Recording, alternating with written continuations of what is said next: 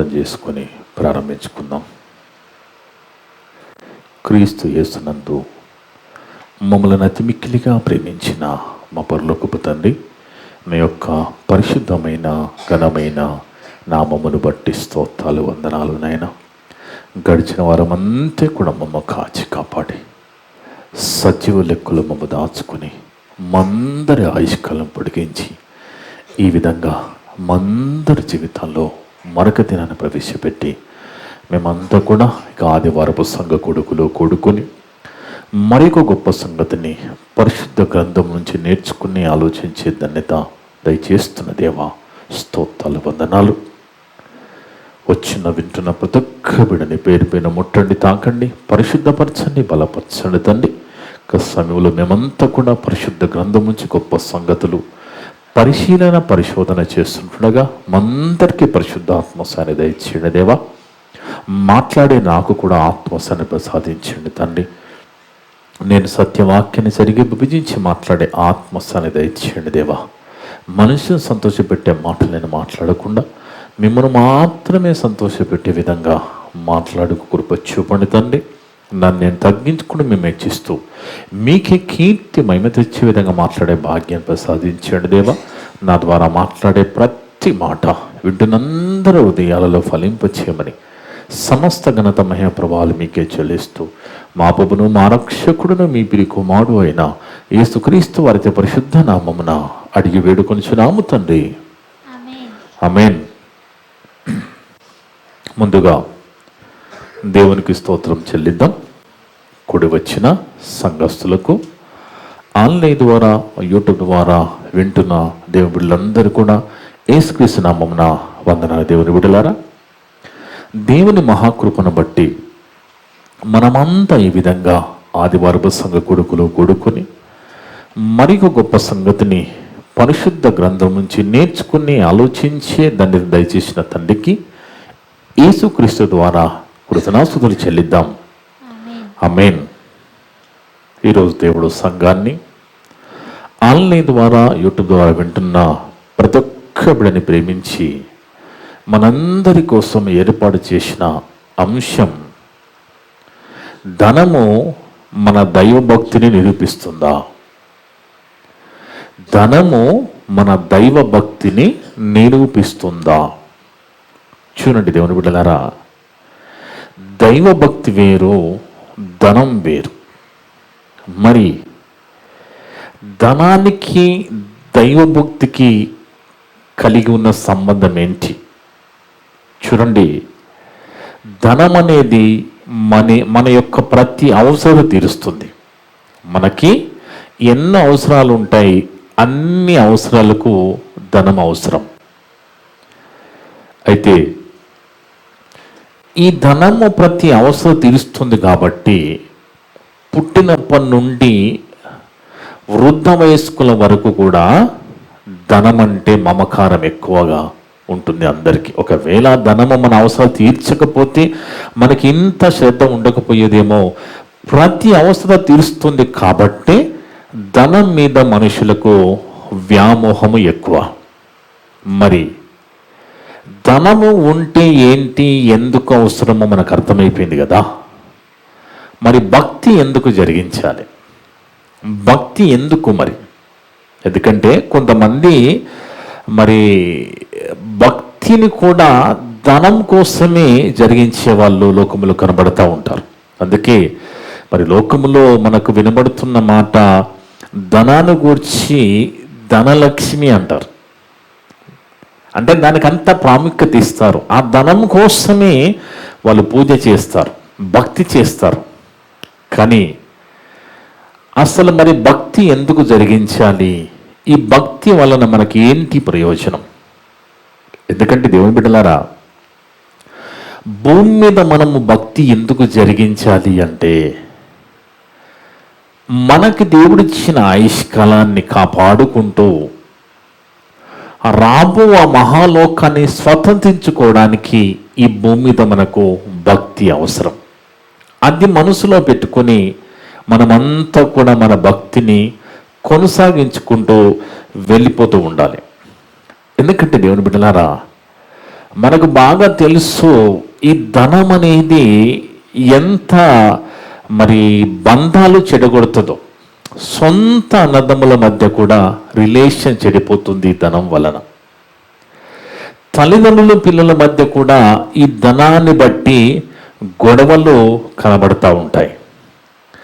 ఈ ధన వ్యామోహముతో హత్యలు కూడా జరుగుతూ ఉంటాయి, భూకబ్జాలు జరుగుతూ ఉంటాయి, ఎన్నో గొడవలు లోకంలో మనకు కనబడతా ఉంటాయి. కానీ భక్తి అనేది అది మహాలోకానికి వెళ్ళడానికి అవసరం. దేవుడున్న మహాలోకం మనం వెళ్ళాలంటే ఈ భూమి మీద మనకు భక్తి అవసరం. అయితే ఈ భూమి మీద మన భక్తి ఎలాగుందో దానిని బట్టే మనం ఆ లోకానికి వెళతామో లేదో ఈ భూమి మీద ఉన్న భక్తి నురిపుస్తుంది. ఈ భక్తిని బట్టే తెలిసిపోతుంది అక్కడ దేవుడున్న మహాలోకానికి మనం వెళతామా లేదా. కనుక ఇది మనం మనసులో పెట్టుకుని మనము భక్తిని కొనసాగించుకుంటూ వెళ్ళిపోతూ ఉండాలి దేవుని బిడ్డలారా. కానీ మనకు బాగా తెలుసు, డబ్బు ఉంటే ధనం ఉంటే ప్రతిదీ తేలిపోతుంది. డబ్బు ఉంటే మనిషి యొక్క బుద్ధి బయటపడిపోతుంది. డబ్బు ఉంటే మనిషి యొక్క స్థితి తెలిసిపోతుంది. ఎందుకంటే ఈ డబ్బు అనేది ఆ నిత్య లోకానికి వెళ్ళకుండా ఈ ధనమే ఆటంకముగా మారింది భూమి మీద.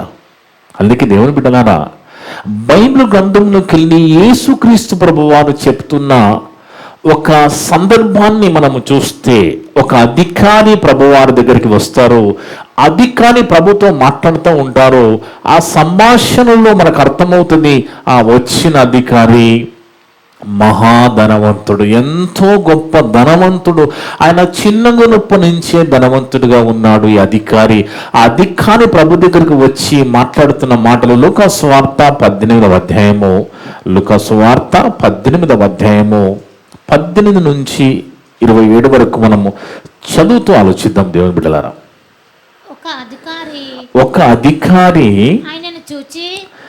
యేసుని చూచి సద్బోధకుడా నిత్య జీవానికి వారసుడం కావాలంటే నేను ఏమి చెయ్యాలి అని అడుగుతున్నాడు. ఎవరండి? ఒక అధికారి ప్రభు దగ్గరకు వచ్చి అడుగుతున్నాడు. అందుకు యేసు, నేను సత్పురుషుని ఎలా చెప్పుచున్నావో దేవుడు ఒక్కడే తప్ప మరి ఎవడను సత్పురుషుడు కాడు అని ఇమీడియట్ గా ఆ అధికారికి చెప్తున్నాడు. ఎందుకంటే నీకు నిత్యజీవం కావాలనుకుంటున్నావు కదా, పరలోకం రావాలనుకుంటున్నావు కదా, ఏం చేయాలని అడుగుతున్నావు కదా. ఇమీడియట్ గా ప్రభువారు చెప్తున్న మాట ఏమని? వ్యభిచరించవద్దు, నరహత్య చేయవద్దు, దొంగిలవద్దు, అబద్ధ సాక్ష్యం పలకవద్దు, నీ తల్లి తండ్రులను సన్మానింపుమను ఆజ్ఞలో నీవు ఎరుగుతావు కదా. 5 ఆజ్ఞలు చెప్తున్నారు ప్రభువారు.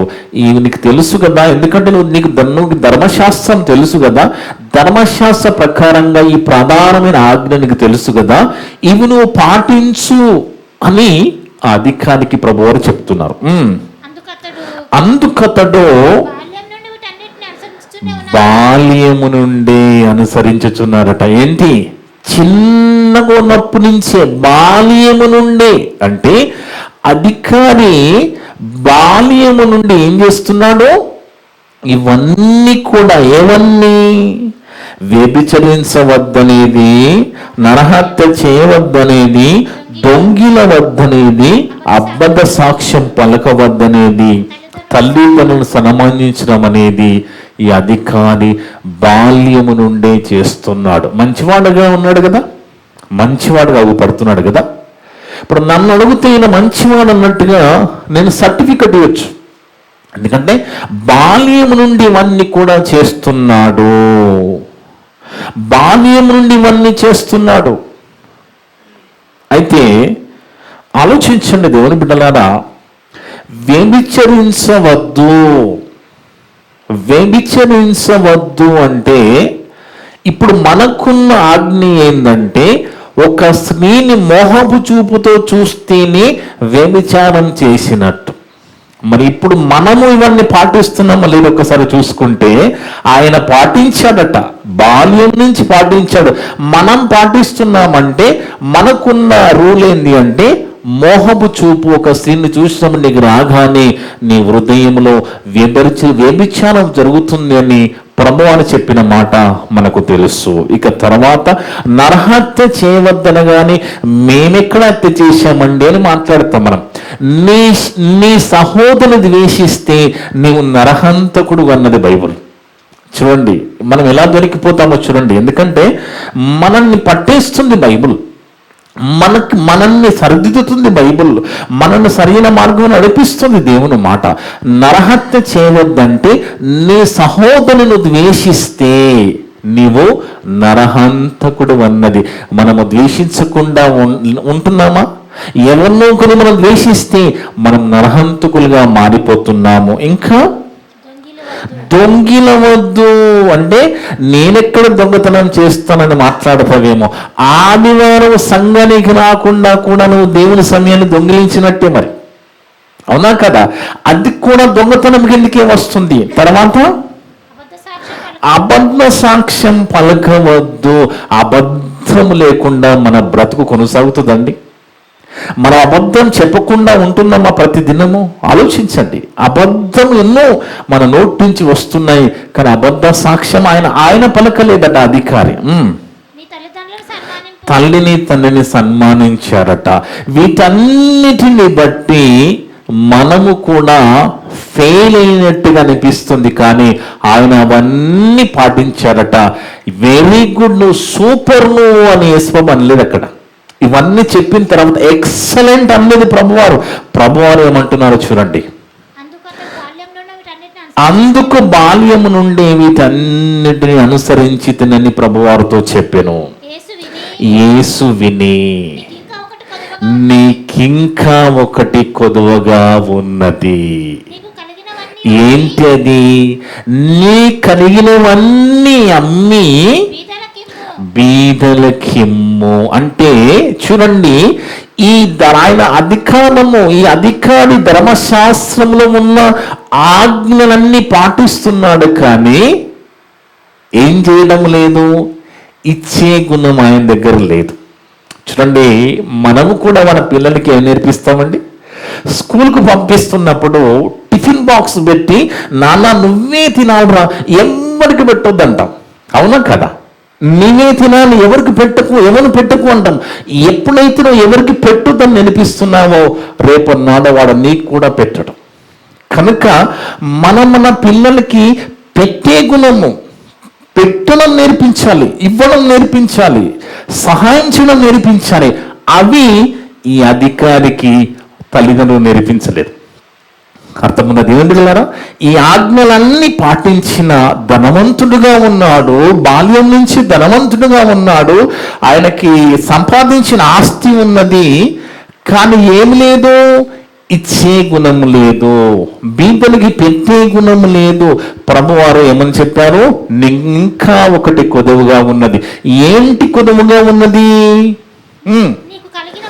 నీకు కలిగినవన్నీ అమ్మి బీదలకిమ్ము అనేను. ఇక్కడ బాగా చూడండి, ధనము మన భక్తిని నిరూపిస్తుందా అని మన సబ్జెక్ట్ కదా. ఈ ధనవంతుడు, ఈ అధికారి యొక్క భక్తిని ఈయన దగ్గర ఉన్న ధనం ఎలా నిరూపిస్తుందో ఆలోచించండి. ఎప్పుడైతే యేసు ప్రభు వారు ఈ మాట చెప్పారో అక్కడ ఆయన వ్యసన పడుతున్నాడట. ఆయన ఏం కోరుకుని వచ్చాడో, నిత్య జీవము నేను పొందాలంటే ఏం చేయాలని అడిగాడు కదా. ఆ నిత్య జీవనం వెళ్ళాలంటే, పరలోకం వెళ్ళాలంటే నీకు ఇది కొలువుగా ఉన్నది, నువ్వు ఇది చెయ్యి అనగానే ఆయన ఏమొచ్చింది చదవమ్మా?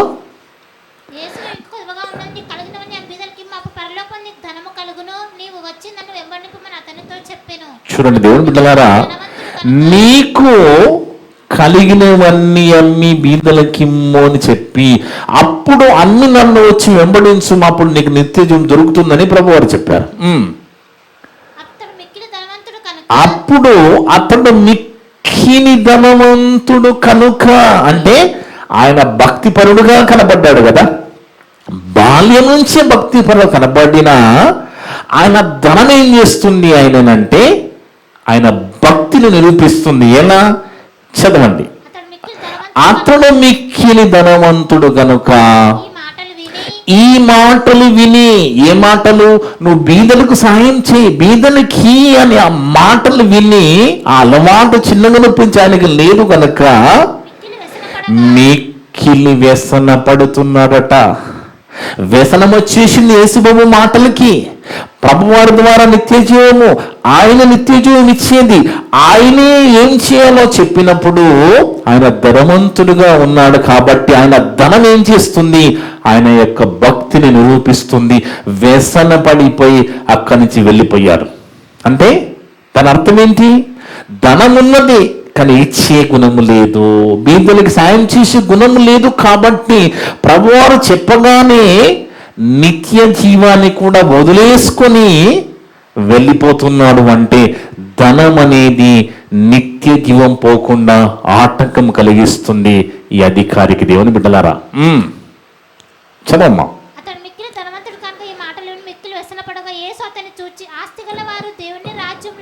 క్లియర్గా చదవమ్మా.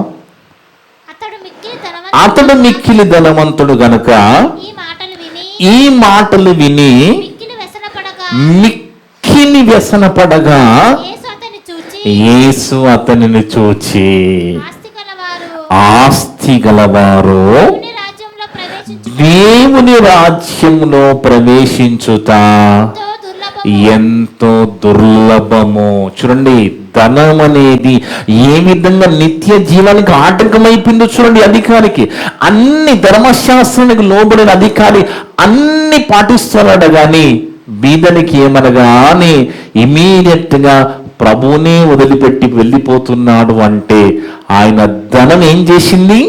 ఆయన భక్తిని నిరూపించేసింది. అంటే నిత్య జీవము కంటే డబ్బే ప్రధానంగా ఆయనకు కనబడుతున్నది. ధనవంతుడు దేవుని రాజ్యంలో ప్రవేశించుట కంటే సూది బెజ్యములో ఒంటె దూరట సులభతరమని చెప్పెను. ఇది వినిన వారు ఎవరున్నారు? అక్కడ శిష్యులు ఉన్నారు, ఎంతో మంది ఉన్నారు. ఈ మాటలు విన్నవారు అలాగైతే ఎవడు రక్షణ పొందగలడు ప్రభువా అని వాళ్ళకి అనుమానం వచ్చింది, ప్రశ్న వచ్చింది. ఆయన ప్రభువాని సమాధానము, ఇది మనుష్యులకు అసాధ్యమే కానీ దేవునికి సమస్తము సాధ్యమని చెప్పెను. చూడండి దేవుని బిడ్డలారా, బాగా ఆలోచించండి. అందుకే డబ్బు అనేది ధనం అనేది మనిషి యొక్క దైవ భక్తిని నిరూపించేసింది ఈ అధికార విషయంలో. ఇంకొక భక్తుని గురించి కూడా మనము చూద్దాం. ఈయన కూడా భక్తుడే కానీ ఆయన పరిస్థితి ఏమైందో కూడా ఒకసారి మనము అపోస్తుల కార్యాలు 5వ అధ్యాయము 1 నుంచి 11 వరకు చదువుతూ ఆలోచిస్తే, దేవుని బిడ్డలారా, అపోస్తుల కార్యాలు 5వ అధ్యాయము మనకు బాగా తెలుసు. మొదటి శతాబ్దములో, ఫస్ట్ సెంచరీలో సంఘము స్థాపింపబడిన తర్వాత పేతురు గారి ద్వారా, అపోస్తుల ద్వారా సంఘము కట్టబడిన తర్వాత ఆనాడు ఉన్న విశ్వాసులు ఏం చేస్తున్నారంటే వాళ్ళకి కలిగినదంతా కూడా భూములు, ఇళ్ళు అమ్మట అవన్నీ తీసుకొచ్చి అపోస్తుల పాదం దగ్గర పెడుతున్నారట. ఇక్కడ అది చదువుదాం ఒకసారి. 4వ అధ్యాయం 34 వచనం చదువుకుంటే, అపోస్తుల కార్యాలు 4వ అధ్యాయము 34 వచనం. భూములైనను ఇండ్లైనను కలిగిన వారందరూ వాటిని అమ్మిన వాటి వెల తెచ్చి అపోస్తుల పాదము యొద్ద పెట్టుచూ వచ్చిరి. దేవుడికి ఏం ఆజ్ఞగా ఇయ్యలేదు, కానీ వాళ్ళు ఆ విధంగా అందరూ కూడా ఆస్తిపాస్తులు అమ్మి అపోస్తుల పాదం దగ్గర పెట్టారట.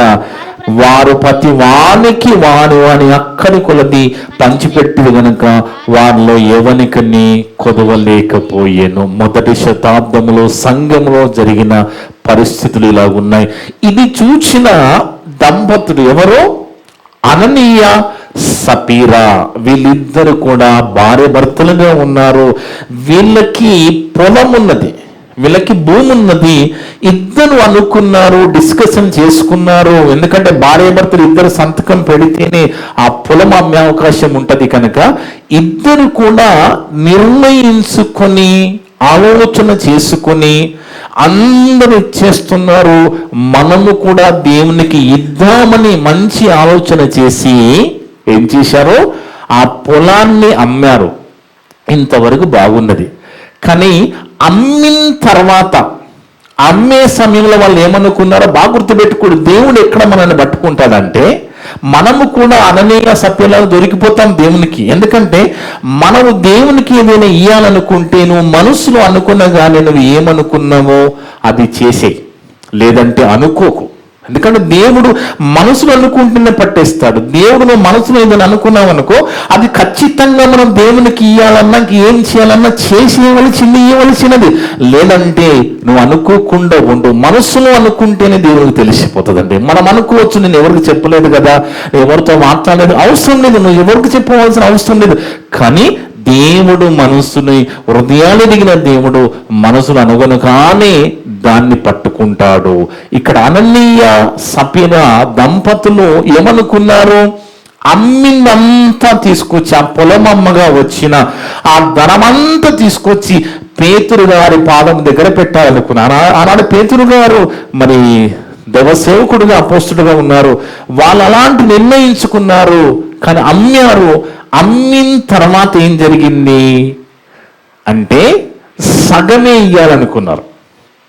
అంటే ముందు అమ్మే సమయంలో ఏమనుకున్నారు, అమ్మిన పొలము డబ్బులు మొత్తం ఇచ్చేద్దాం దేవునికి అనుకున్నారు. అమ్మిన తర్వాత వాళ్ళకి ఏమొచ్చిందంటే కొంత దాచుకొని కొంత ఇద్దామనే నిర్ణయానికి వచ్చారు. అప్పుడు ఏం జరిగిందనేది ఇక్కడ మనం చదువుకుంటే 5వ అధ్యాయము 1 నుంచి జాగ్రత్తగా చదువుతే దేవుని బిడ్డలారా, అపోస్తుల కార్యాలు 5వ అధ్యాయము 1 నుండి. అననీయ అని ఒక మనుష్యుడు, ఈయన భక్తుడండి, ఈయన భక్తుడే. అననీయ అని ఒక మనుష్యుడు తన భార్య అయిన సపీరాతో ఏకమై పొలం అమ్మెను.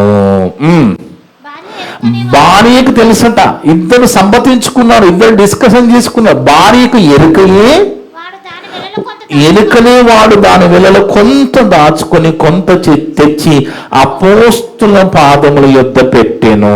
చూడండి, అమ్మే సమయంలో మొత్తం ఇద్దామనుకున్నారు.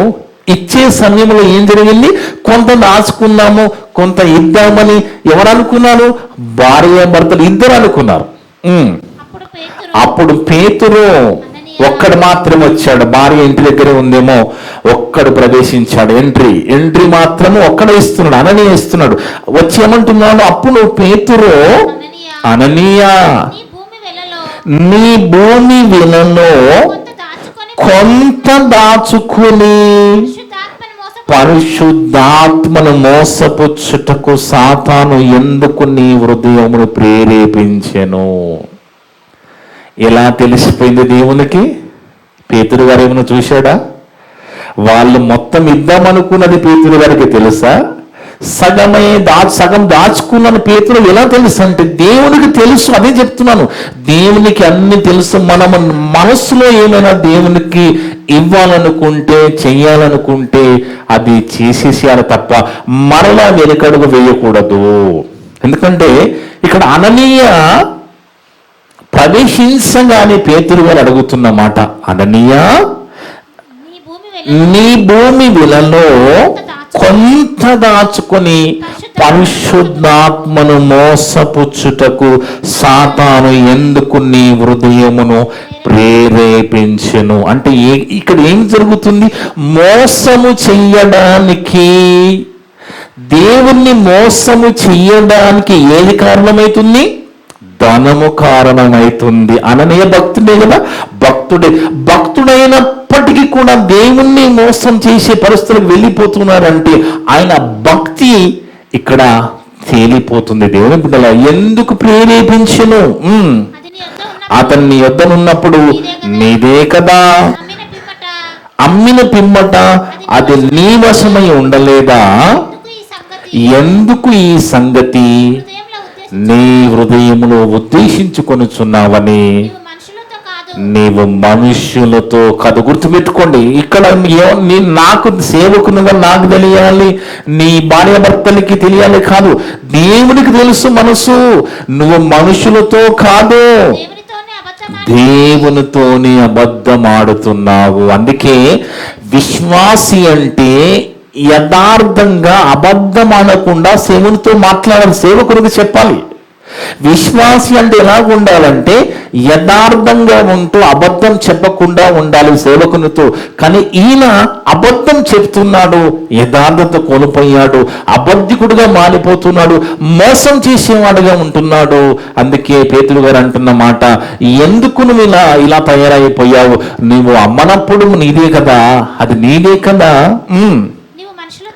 నీవు మనుష్యులతో కాదు, దేవునితోనే అబద్ధమాడితివని వానితో చెప్పాను. ఇమ్మీడియట్గా ఏం జరిగిందో చూడండి. అననీయ ఈ మాట వినుచూని వాని ప్రాణము విడువగా, అంటే ధనం ఏం చేసింది? ధనం అననీయ ప్రాణం తీసింది.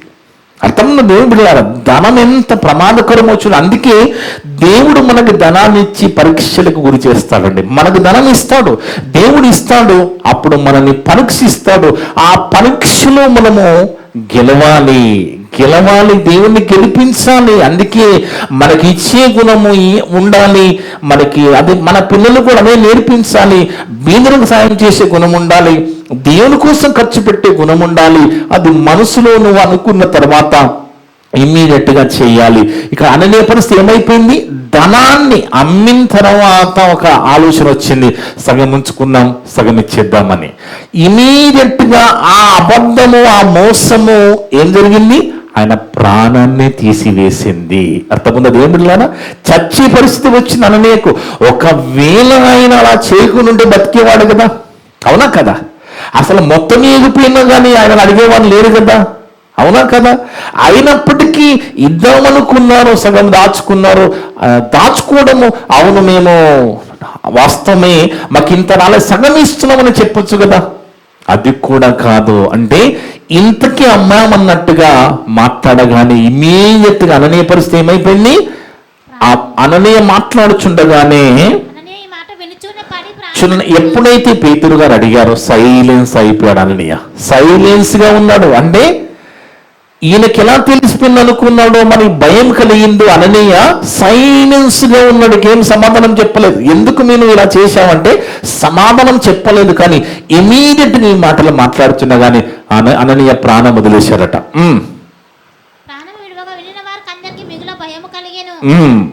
అప్పుడు ఇది చూసిన వారికట భయం కలిగిందట. ఏంది అమ్మో, దేవుడు ఇంత ఖచ్చితమైన వాడా, దీనికోసం ఈయన చనిపోయాడు అనేది అక్కడ ప్రజల్లో భయం కలిగించిందట. అప్పుడు పరచువారు లేచి వాడిని బట్టతో చుట్టి మోసుకొని పోయి పాతి పెట్టిరి. ఇంచుమించు 3 గంటల సేపటికి ఆమె ఎంటర్ అవుతున్నది. అంటే ఆమె చూడండి, ఒకవేళ భర్తకి ఆలోచన వచ్చిందనుకోండి, సగం ఉంచుకుందాము, సగం ఇద్దామని ఆలోచన వస్తే ఇది తప్పు కదండి, మనం ముందు అలా అనుకోలేదు కదా. భార్య చెప్పొచ్చు కదా, భార్య కూడా చెప్పొచ్చు కదా భర్తకి, ఇలా ఇలా వద్దండి, మనం మోసం చేయొద్దండి, మనం సేవకుని దగ్గర అబద్ధం ఆడొద్దండి, ఇది మనకు మంచిది కాదండి, మనం అనుకున్నాక ఇచ్చేద్దామని భార్య చెప్పొచ్చు కదా. భార్య కూడా చెప్పకుండా ఎడగనట్టుగా మరలా 3 గంటల వేళ సుమారు వస్తుంది పేతురు గారి దగ్గరికి. అప్పుడు భర్త ఎట్టిపోయాడు, ఎక్కడున్నాడో ఆమె తెలియదు. ఇంచుమించు 3 గంటల సేపటికి వాని భార్య జరిగినది ఎరుగక లోపలికి వచ్చిన, ఆమెకు తెలియదు అక్కడ ఏం జరిగిందో. ఎనుగక లోపలికి వచ్చిందట. అప్పుడు పేతురు, మీరు ఆ భూమిని ఇంతకీ అమ్మితిరా అని అడిగినప్పుడు ఆమె ఒకవేళ నిజం చెప్పింటే బతికేది. ఆమె నిజం చెప్పితే ఆమె బతికిపోయేది. కానీ అందుకామె అవును ఇంతకే అని చెప్పాను. చూడండి, అంటే లోకంలో ఒక సామెత ఉంటుంది కదా, ఆడవాళ్ళు అబద్ధం ఆడితే అతికినట్టుగా ఉంటుందట. సామెత అండి. ఇక్కడ ఈమె అలాగనుకుందేమో, నమ్మేస్తాననుకుంది. పేతురు గారు కాదు కదా, పేతురు గారు పరిశుద్ధాత్మ దేవుడు మాట్లాడుతున్నాడు కదా. ఎప్పుడైతే అందుకు ఆమె అవును ఇంతకీ అని చెప్పిన, అందుకు పేతురు ప్రభు యొక్క ఆత్మను శోధించుటకు మీరు ఎందుకు ఏకీభవించితిరి? భార్య భర్తలకు ఎందుకు మీరు ఇలా అబద్ధం చెప్పడానికి, దేవుని మోసం చేయడానికి ఎందుకు ఏకీభవించారని ఆ సప్పిరాతో పేతురు గారు అంటున్నారంటే, ఇమ్మీడియట్గా ఏం జరిగిందో చూడండి. ఏకీభవించి, ఇదిగో నీ పెనిమిటిని పాతి పెట్టిన వారి పాదములు వాకిటనే ఉన్నవి, వారు నిన్నునే మోసుకొని పోదురని ఆమెతో చెప్పాను. వెంటనే ఆమె అతని పాదముల యొద్ద పడి ప్రాణము విడిచిన. ఏమి జరుగుతుంది ఇక్కడ? ఏమి జరిగింది అంటే, వీళ్ళకున్న ధనము వీళ్ళ యొక్క భక్తిని నిరూపించేసింది. అర్థమవుందండి? వీళ్ళ భక్తి తేలిపోయింది. అంటే వీళ్ళ ధనం వీళ్ళ ప్రాణం తీసింది. అర్థమవుంది దేవుడి ద్వారా? ధనము దేవుడిచ్చి పరీక్ష గురి చేసినప్పుడు మనం చాలా జాగ్రత్తగా ఉండాలి. అన్నిటికంటే ప్రధానంగా దేవుడు ధనంతో మనల్ని పరీక్షిస్తాడు. ఆ ధనము మన బుద్ధి బయట పెడుతుంది, మన స్థితి బయట పెడుతుంది, మన గుణాన్ని బయట చేస్తుంది ధనం, మన మనసును చెప్పేస్తుంది ధనం. అందుకే చూడండి, ఇప్పుడు వీళ్ళిద్దరి పరిస్థితి ఏమైపోయిందండి? ఇప్పుడు వాళ్ళు అనుభవించింది లేదు, ఆ సంఘాన్ని దాచుకున్నారు. అదేమని అనుభవించారా? అది కూడా లేదు కదా. వట్టి చేతులతో చనిపోయాడు కదా దేవుని బిడ్డలారా. అందుకే ధనము మన దైవభక్తిని నిరూపించింది. వాళ్ళు ధనాన్ని ఆశించారు, దేవుణ్ణి మోసం చేయాలనుకున్నారు, అబద్ధం చెప్పాలనుకున్నారు. కానీ ఏం జరిగింది? ఇద్దరు కూడా ప్రాణాలు కోల్పోవలసి వచ్చినది దేవుని బిడ్డలారా. అందుకే దేవుడు రాయించిన మాట పౌలు గారి ద్వారా 1 తిమోతి పత్రిక 6వ అధ్యాయము 9-10 వచనాలు చదువుకుంటే ఈ ధనము గురించి మనకి ఏం చెప్తున్నాడు చూడండి పౌలు గారు. 1 తిమోతి పత్రిక 6వ అధ్యాయము 9-10 వచనాలు. ధనవంతులగుటకు అపేక్షించువారు శోధనలోను ఉరిలోను. చూడండి, ధనం అవసరం. మీకు అర్థం కావాలి, ధనము మనకు అవసరం. కానీ ధనము కోసం పరిగెత్తితే ధనము ఎంత ప్రమాదకరమైందో మనం చూసాం. అక్కడ అధికారిని వ్యసన పడుకుంటూ వెళ్ళిపోయాడు ధనవంతుడిగా ఉండి కదా. ఇక్కడ అననీయ సప్పీలలో ఆ ధనాన్ని ఆశించి అబద్ధము చెప్పి దేవుని మోసం చేసి ప్రాణాలు కోల్పోయారు. అందుకే చూడండి, ధనం నిమ్మటి మనం ఎప్పుడు కూడా పరిగెత్తకూడదు. అది ధనము చాలా మనల్ని మోసం చేస్తుంది. అందుకే ఇక్కడ ఏమంటున్నాను? ధనవంతులగుటకు అపేక్షించువారు. చూడండి, ధనవంతులు అగుటకు అపేక్షించువారు. నేను ధనవంతులు అయిపోవాలని అనుకున్నావా? ఆ ధనము నేను పరీక్ష గురి చేస్తుంది. అప్పుడు నీ భక్తి నిలబడుతుందా? నిలబడాలి. అందుకే ధనవంతులను అపేక్షించువారు వాళ్ళకి ఏమొస్తుందంట? శోధన వస్తుందంట. శోధన. నువ్వు ధనం కోసం పరిగెత్తి శోధన. చూడండి, కొంతమందికి మాకు ఇల్లు కావాలండి అని ఒక ఆలోచన ఉంటుంది, మాకు నివాస స్థలం కావాలని ఆలోచన ఉంటుంది.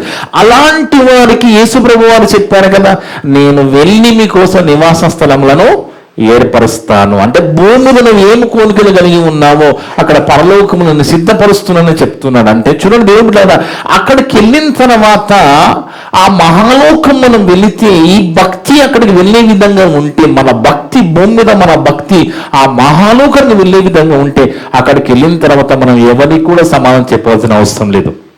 అక్కడ ఏం బాధలు లేవు, కష్టాలు లేవు, అంత ఆనందమే ఉంటుంది. ఇక అక్కడ ఎవరు మన ప్రశ్నలు అడగరు. దేవునితో యుగంగాలు ఉండే పరిస్థితి అక్కడ ఉంటుంది. కానీ ఎవరైతే ధనాపేక్ష, ధనము కోసము ధనవంతులకు అపేక్షించువారు శోధనలోను ఉరిలోను అవివేక యుక్తములను హానికరములైన అనేక దురాశలలోను. దురాశ దుఃఖానికి చేయటాన్ని మనం కూడా చిన్నగున్నప్పుడు పాటలో చదువుకున్నాం కదా. అది ఇక్కడి నుంచే మనం చెప్పుండొచ్చేమో వాళ్ళు. అనేకమైన దురాశలలోనూ పడుదురు. అంటే నువ్వు ధనాన్ని ఎప్పుడైతే కోరుకుంటున్నావో, నీ ధనవంతుడుగా కావాలని నువ్వు అపేక్షిస్తున్నావో, ఇమీడియట్గా నీకు ఏమొస్తుందంటే శోధన వస్తుంది. అందుకే బాగా ఆలోచించండి దేవుని బిడ్డలారా, మనము నిత్య జీవానికి వెళ్ళడానికి ఈ ధనమే ఆటంకంగా మనకి మారుతూ ఉంటుంది. ఎందుకంటే ఈ ధనాన్ని నువ్వు ప్రేమిస్తే, నీకు ఇచ్చే గుణం లేకపోతే, పెట్టే గుణం లేకపోతే, సాయం చేసే గుణం లేకపోతే, నువ్వు ఆ ధనము నిన్ను మోసం చేస్తుంది. ఈ విధంగా అధికారిని మోసం చేసిన ఆయన మోసం చేసి సంపాదించింది కాదు కదా, కష్టార్జితమే కదా. అయినప్పటికీ కూడా దేవుని ఆజ్ఞ ఏంటి? బీదలకు సాయం చేయమన్నాడు. కానీ ఆయన వ్యసన పడుకుంటూ వెళ్ళిపోయాడు అధికారి. అందుకే దేవుని బిడ్డలారా, ఇక్కడ కూడా చెప్తున్న మాట, ధనవంతులు కూడా అపేక్షించువారు శోధనలోను ఉరిలోను అవివేకయుక్తములను హానికరములనైన అనేక దురాశలలోను పడుదురు. ఎట్టివి ఈ పైన చెప్పినవన్నీ కూడా అట్టివి మనుషులను నష్టములోను నాశనములోను ముంచివేయును. ధనముంటే నాకు అన్ని ఉంటాయి అనుకుంటాం మనం. ధనముంటే నేను ముంచుతుందా అంటున్నాడు దేవుడు. చూడండి, ధనముంటే మేము సేఫ్ అని మనం అనుకుంటున్నాము. ఆ ధనమేన నీ కొంబ ముంచేదని దేవుడు అంటున్నాడు. అంటే ధనము మనకి ఇస్తాడు దేవుడు, కానీ ఆ ధనం కోసం పరిగెత్తొద్దు అంటున్నాడు. ఆ ధనాపేక్ష కలిగి ఉండొద్దు అంటున్నాడు. అది ప్రమాదకరమునా, నీకు నీ ఆత్మ జీవితానికి చాలా ప్రమాదకరము. అది నీకు శోధన తీసుకొచ్చేస్తుంది, ఉరిని తీసుకొచ్చేస్తుంది, అవివేక యుక్తాల్లోకి తీసుకెళ్తుంది. నువ్వు ఎంతగానో నష్టపోతామంటున్నాడు దేవుడు. ఎందుకనగా ధనాపేక్ష సమస్తమైన కీడులకు మూలం. మనిషికి ఏదైనా కీడు వస్తుందంటే దాని వెనుక ధనం ఉంటుంది. సమస్తమైన కీడులు ధనాపేక్ష. ఎందుకనగా ధనాపేక్ష సమస్తమైన కీడులకు మూలము. కొందరు ఆ ధనాన్ని ఆశించి విశ్వాసము నుండి తొలగిపోయి, అంటే ధనం ఏం చేసింది? విశ్వాసం నుంచి కూడా తొలగించేస్తుంది. దేవునికి దూరం చేసింది కదా, వాళ్ళ ప్రాణాలు తీసేసింది కదా. అననే సప్యరావి అవునా కదా, దేవుని వన్నేసి వెళ్ళిపోతున్నాడు కదా అధికారి. వ్యసన పడుకుంటూ వెళ్ళిపోయాడట. నిత్య జీవన ఇస్తానన్న ప్రభు ముందు అడిగి ఆ ప్రభు చెప్పగానే వ్యసన పడుతూ వెళ్ళిపోయాడంటే అర్థం ఏంటండి? విశ్వాసము నుండి తొలగిపోయి నానా బాధలతో తమ్మును తామే పొడుచుకునిరి. ఎంత ప్రమాదం వచ్చునండి దేవుని బిడ్డలారా. ఈ ధనమే మనల్ని శోధనలోకి, ఉరిలోకి తీసుకెళ్తుంది. అందుకే మనకేముండాలి అంటే మనకు ఉన్న దాంట్లో సాయం చేసే గుణం ఉండాలి, ఉన్న దాంట్లో దేవుని కోసం ఖర్చు పెట్టే గుణం ఉండాలి, ఉన్న దాంట్లో బీదలు సాయం చేసే గుణం ఉండాలి. ఇవన్నీ మనము కలిగి ఉండాలి. అలా కలిగి ఉన్నప్పుడు ఖచ్చితంగా మన భక్తి జీవితం బాగుంటుంది. మన భక్తిని చూసుకుంటూ ఉంటాము. ఈ భక్తి అక్కడికి వెళుతుందో లేదో డిసైడ్ చేస్తుంది భూమి మీదనే. అందుకే ఇంకో మంచి మాట చూస్తే, అదే తిమోతి పత్రిక, అదే 1వ తిమోతి పత్రిక 6వ అధ్యాయము 17 నుంచి 19 వరకు ధనవంతులుగా ఉన్నవారి గురించి అక్కడ చెప్తున్న మాట. ఇహమంటే ఈ లోకం. ఇహమందు ధనవంతులైన వారు అంటే ఈ లోకములో ధనవంతులుగా ఉన్న వాళ్ళు గర్విష్ఠులు కాక, ముందుగా ధనాన్ని బట్టి గర్వం రావద్దు. గత వారంలో మనం నేర్చుకున్నాము కదా, ధనవంతులలో దైవభక్తులు ఎలాగున్నారో మనం చూసాం కదా. ఇక్కడ అదే చెప్తున్నాడు, ఇహమందు ధనవంతులైన వారు గర్విష్ఠులు కాక. ఎందుకంటే ఈ ధనము మన బుద్ధి బయట పెడుతుంది, ఈ ధనము మన క్యారెక్టర్ బయట పెడుతుంది, ఈ ధనము మన భక్తి నిరూపిస్తుంది. కనుక ఇహమందు ధనవంతులైన వారు గర్విష్ఠులు కాక. స్థిరమా అండి? ధనమేమన్నా స్థిరమా? స్థిరము అదే మనకు తెలుసు, అయినా దాని వెనుక పరిగెత్తుతూ ఉంటాం. అస్థిరమది స్థిరమైంది కాదు. అస్థిరమైన ధనమునందు నమ్మిక ఉంచక అంటే అసలు మనం ధనం మీద నమ్మకం ఉంచొద్దంటున్నాడు దేవుడు. దేవుని మాట వింటే మనం సేఫ్గా ఉంటాం. దేవుడు ఏది చెప్పాడో దానికి లోబడితే, దాని మాట వింటే, దేవుని మాట వింటే ఖచ్చితంగా మనము సేఫ్గా ఉంటాం. మన భక్తి బాగుంటుంది, మన విశ్వాస జీవితము బాగుంటుంది. అందుకే ఇహమందు ధనవంతులైన వారు గర్విష్ఠులు కాక అస్థిరమైన ధనమునందు, అంటే స్థిరము కాని ధనమునందు నమ్మిక ఉంచక సుఖముగా అనుభవించుటకు సమస్తమును మనకు ధారాళముగా దయచేయి దేవుని యందు నమ్మకించుడని ఆజ్ఞాపించుము. రిక్వెస్ట్ కాదు ఇది, ఆజ్ఞాపించుము. తిమోతికి చెప్తున్నాడు. తిమోతి ఒక సంఘ కాపరి కదా, ఆయన సేవకుడు కదా. తిమోతికి చెప్తున్నాడు, నువ్వు సంఘముతో ఇలా ఆజ్ఞాపించు, సంఘముతో చెప్పు తిమోతి. ఎందుకంటే ఎవరు కూడా ధనం మీద నమ్మకం ఉంచొద్దు. అది అస్థిరమైంది, అది వదిలేసి వెళ్ళిపోయేది. కానీ అది దయచేసిన దేవుని యందు ధారాళముగా దయచేయి దేవుని యందు నమ్మకము ఉంచుడని ఆజ్ఞాపించుము. ఎవరు? ధనవంతులుగా ఉన్నవారు. వాస్తవమైన జీవం అంటే ఇప్పుడు ఉన్నది వాస్తవము కాదా? మనకు కనబడుతున్నది, మనం అనుభవిస్తున్నది వాస్తవము కాదు. మరి అందుకే వారు వాస్తవమైన జీవమును సంపాదించుకునే నిమిత్తం అంటే ఏమర్థమవుతుంది? ఈ భూమి మీద మనము ఖర్చు పెడితే, ఇస్తే, సాయం చేస్తేనే మనకు పరలోక ఆస్తి పెరుగుతున్నది. అర్థమైన దేవుని భూమి మీద ధనమును కూర్చుకొనకూడి పరలోక ముందు కూర్చుకోండి, అక్కడ చిమ్మట మరి తినివేయమని మనం గత వారంలో చదువుకున్నాం కదా. అదే చెప్తున్నాడు ఇక్కడ. ఏమంటున్నాడంటే వాడు వాస్తవమైన జీవం సంపాదించుకున్న నిమిత్తము రాబో కాలానికి మంచి పునాది. రాబో కాలం ఏంటి? మనం కనుమూయగానే పరదేశికి వెళ్ళే విధంగా, ప్రభు వస్తే ప్రభుతో పాటు పరలోకి వెళ్ళి ఆ కాలమునకు మంచి పునాది, ఫౌండేషన్, భక్తి పునాది ఎలా ఉండాలి? స్టాండర్డ్గా ఉండాలి. అంటే ధర్మకార్యాలు, సాయం చేసే గుణం, పెట్టే గుణము, ఇచ్చే గుణము, ఆపదలు ఆదుకునే గుణము, ఇన్ని రకాలుగా మనం కలిగి ఉన్నప్పుడే మనకు ఆ పునాది గట్టిగా ఉంటది. కనుక రాబో కాలములకు మంచి పునాది తమ కొరకు వేసుకొనొచ్చు. ఎవరికి వారు ఈ పునాది వేసుకోవాలండి? ఎవరికి వారు ఈ పునాది వేసుకొనొచ్చు ఏం చేయాలి? మేలు చేస్తూ ఉండాలి. మేలు చేయవారును సత్క్రియలు అంటే వాక్య సంబంధమైన క్రియలు, వాక్యానుసారమైన క్రియలు అనుధనము కలవారును. అంటే నీవు వాక్యాన్ని పాటిస్తున్నావు, సత్క్రియలు చేస్తున్నావు, అది కూడా ధనమే. సత్క్రియలను ధనము గలవారును ఔదార్యము గలవారును ఏందట? తమ ధనములు ఇతరులకు పాలిచ్చేవారునై ఉండవలనని వారికి ఆజ్ఞాపించము. నీకున్న ధనములో ఇతరులు పాలు ఇవ్వడం అంటే చూడండి, ఎంతో మంది రక్షణ లేకుండా ఉంటున్నారు. ఆ రక్షణ లేకుండా ఉండడానికి, రక్షణ సువాత ప్రకటించడానికి నీ కష్టార్జితం ఇచ్చావనుకో, నువ్వు వాళ్ళ కోసం ఖర్చు పెట్టినట్టే కదా. సహాయము, ఎవరైనా ఇబ్బందులు ఉన్నారు, అవసరంలో ఉన్నారు, వాళ్ళ అవసరం తీస్తున్నావంటే కూడా నువ్వు సాయం చేస్తున్నట్టే కదా. అంటే ఇవన్నీ నువ్వు చేస్తున్నప్పుడు నువ్వు పరలోక ఆస్తిని కూడా కట్టుకుంటున్నావు.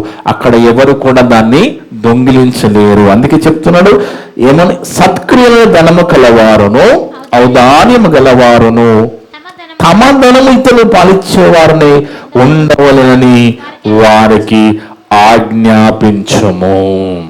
చూడండి, ఇవన్నీ క్రియలతో కూడిన విశ్వాసం, క్రియలతో కూడిన భక్తి. మనం యథార్థంగా ఉంటూ, అబద్ధం చెప్పకుండా, నమ్మకస్తులుగా ఉంటూ, డబ్బు మీద నమ్మకం పెట్టుకోకుండా దేవుని యందు నమ్మకం పెట్టి అర్థముందండి. ఎందుకంటే డబ్బు మీద నమ్మకం పెట్టి డబ్బును ఆశించిన వాళ్ళ పరిస్థితులు ఏమైపోయాయో చూసాం. ప్రభు చిత్తమైతే ఇంకొక పార్ట్ 2 కూడా వచ్చే వారం మాట్లాడుకుందాము. ఈ ధనాన్ని నమ్ముకున్న వాళ్ళు ఏమైపోయారు అనేది కూడా ఇంకా కూడా మనం పరిశుద్ధ గ్రంథం నుంచి చూద్దాం. ఎందుకంటే ఇది చాలా చాలా ప్రమాదకరమైంది. ఈ ధనమే విశ్వాస జీవితాన్ని చెడగొడుతున్నది. అందుకే డబ్బే ధ్యేయమైతే, డబ్బే నీకు ధ్యేయమై, అదే నీకు టార్గెట్ అయితే ఖచ్చితంగా అది నిన్ను దెబ్బ కొడుతుంది. అది శోధనలోకి తీసుకుపోతుంది, నిన్ను ఉరిలోకి తీసుకుపోతుంది. కుటుంబంలో భార్యాభర్తలు ఉంటే, భర్త దగ్గర బలం ఉంటే భార్య అడిగితే నా దగ్గర ఏం లేలే అన్నాడు అనుకోండి, అది కూడా అబద్ధమే. మరి భార్య ధనాన్ని దాచుకొని భర్తతో నా దగ్గర లేమన్నా అది కూడా అబద్ధమే. ఎందుకంటే భార్య భర్తలు అన్ని సభ్యుల్లాగా ఉండకూడదు. దేవుడికి నచ్చిన బిడ్డల్లాగా అకుల ప్రిస్కిల్ ఎలాగా ఉండాలి, అకుల ప్రిస్కిల దంపతులు ఎలాగ ఉన్నారండి, ఆ విధంగా ఉండాలి తప్ప అబద్ధం చెప్పేవారిగా, అబద్ధాన్ని జరిగించే వారిగా, దేవుని మోసం చేసే పరిస్థితులలో మనం ఉండకూడదు దేవుని బిడ్డలు. అందుకే ధనము మన దైవ భక్తి నిరూపిస్తుందా అంటే ఖచ్చితంగా నిరూపిస్తుంది. మన బుద్ధిని బయటపెడుతుంది, మన మనసును బయటపెడుతుంది, మన గుణాన్ని బయటపెడుతుంది. ఆ గుణాన్ని బయటపెట్టిన తర్వాతనే ఆ అధికారి ధనవంతుడు వ్యసనపడి ప్రభుని వదిలేసి వెళ్ళిపోయాడు. ఆ ధనాన్ని ప్రేమించి ధనవ్యాహముతో అబద్ధం చెప్పి దేవుని మోసం చేసిన దంపతులు ఇద్దరు కూడా ఏమయ్యారో చచ్చే పరిస్థితి వచ్చింది. అంటే ధనం ఎంత ప్రమాదకరమో అనేది దేవుడు మనకి ఈరోజు గుర్తు చేశాడు. అందుకే ధన వ్యామోహం మనకు వద్దు. ధనం కోసం భక్తి మనం జరిగించవద్దు. ధనం కోసం దేవుని దగ్గరికి రావద్దు. ధనము కోసం రావద్దు. మనం పరలోకం వెళ్ళడానికి, మన పరలోక జీవితం కోసం మనం రావాలి. అలాగని మనకు దేవుడు మన సాయం చేయాలని చేస్తూనే ఉన్నాడు కదా, చేస్తాడు. ప్రభువారు చెప్పిన మాట, మొదట నా నీతి రాజ్యాన్ని వెతకండి, మిగతా అన్నీ అనుగ్రహించబడంటే అర్థం ఏంటంటే, ముందు నేను చెప్పిన పని చేయరా, నీకు ఏం కావాలో నేను చూసుకుంటాను కదా, అంతే కదా దాని అర్థం. కాబట్టి దేవుడు ఏం చెప్పాడో అది మనం చేసుకుంటూ పోవాలి తప్ప ధనం మీద మనం మనసు పెట్టద్దు. ధనాన్ని అస్సలు నమ్ముకోవద్దు. ధనము చాలా మోసం చేసే గుణం ధనములో ఉంది. ఆ ధనమే నిత్య జీవానికి ఆటంకం.